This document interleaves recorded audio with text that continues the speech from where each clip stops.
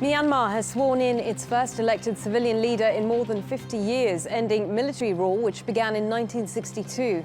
While Tin Joor has taken the oath of office, party leader Aung San Suu Kyi says she will rule the country from behind the scenes. Brazil's largest party in the ruling coalition has quit, delivering a major blow to the country's embattled president. The move could speed up impeachment proceedings against Dilma Rousseff, who is accused of plugging holes in the government budget with loans from state-controlled banks.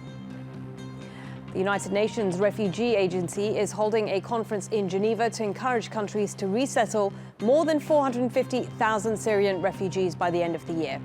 This comes as Oxfam releases a report breaking down what countries around the world are doing to help and accusing the richest countries of failing in their duty to protect refugees.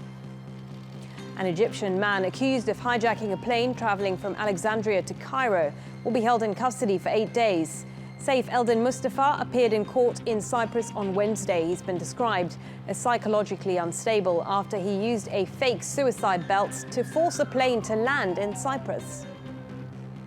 Wednesday marks Land Day for Palestinians in Israel. On March the 30th, Palestinians will commemorate the events of 1976, when Israeli forces shot dead 6 people protesting against the expropriation of 2,000 hectares of land from Israeli Arabs.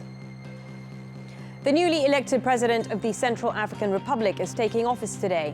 Faustin Touadéra won elections in March the 1st after receiving nearly 63% of the votes. Once a prime minister under the ousted leader Francois Bozizé, it's hoped that his leadership could bring to an end nearly 3 years of political and religious conflict. Iraq's Prime Minister Haider al-Abadi has asked the Iraqi parliament to clarify its position on proposed reforms to the cabinet. The government granted al-Abadi one more chance to reshuffle his cabinet after a sit-in protest led by Shia cleric Muqtada al-Sadr. The protest took place inside Baghdad's fortified Green Zone. Demonstrators are calling on the government to be more transparent and appoint independent technocrats to the cabinet rather than party politicians.